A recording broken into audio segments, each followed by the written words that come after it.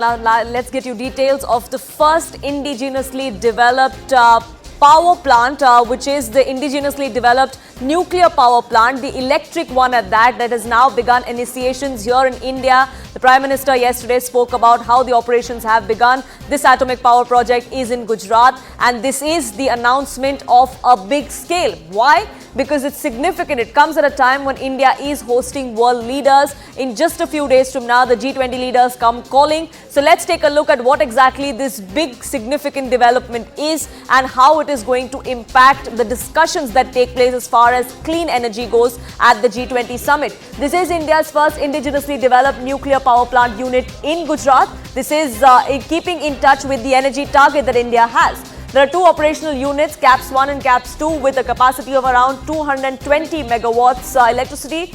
Construction of unit CAP 4 is currently underway. It is expected to begin operations by March 2024. CAP 3 and 4 are the first indigenously designed pressurized heavy water reactors in this atomic power plant in Gujarat. This is the big development, and that has now begun its operations in Gujarat. The Prime Minister yesterday spoke about it. So why exactly is this important? Let's take a look at how the nuclear future that India really wants, not just for our country, but as far as the global agenda goes. Non-fossil power generation capacity touches 174 gigawatts. There are 22 nuclear reactors with a capacity of 6.7 gigawatts as far as India's target is concerned. SMRs to address geographic limitations of plants is also something that India is looking at. That is something that is perhaps going to come up at the G20 summit as well with world leaders.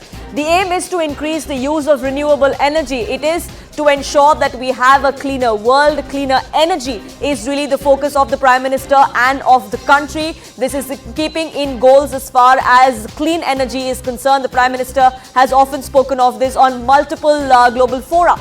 Let's take a look at the kind of new nuclear reactors that India is going to see in the near future. There is one that is expected to come up in Karnataka, which is in Kaiga. In Gorakhpur in Haryana is another one.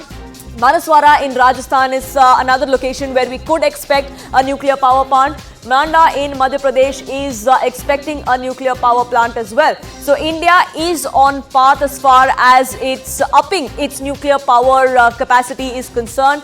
Most of which is going to be indigenously developed, which is also a big shot in the arm as far as the Atmanirbharta project of the Prime Minister and of this government is concerned. So what can India offer to the G20 nations, and why is this important? Cost-efficient and sustainable reactors is something that India could talk about, could share technology with the world. Compact nuclear reactors to meet the needs is also something that India could speak of as far as smaller economies or smaller nations are concerned. We will be sharing our expertise and technologies with other countries. Remember, from the time where we used to take information, we used to take expertise from other countries, to now being the leader in imparting that knowledge, India has come a long way, and that's really what is going to be on showcase as far as this particular achievement is concerned when we're talking about the meeting of the G20 leaders. So let's now look at how we're pioneering as far as the SMR supplies are concerned. India and US are going to be developing small modular reactors is what we're given to understand. That's perhaps what is going to be spoken of during the bilateral that takes place on the sidelines of the G20 summit. Small reactors for domestic and export markets is also something that is up for discussion. We could see a pact between India and the United States. Factory-made compact reactors with a capacity of more than 300 megawatts is also something that we are looking at. This is in collaboration perhaps with the United States. 18 out of 22 reactors with a capacity of over 3,000 megawatts is something that India is looking at, clearly wanting to be a pioneer in the change as far as clean energy is concerned. That's something that the Prime Minister has often spoken of, and perhaps will be highlighted during the G20 summit as well.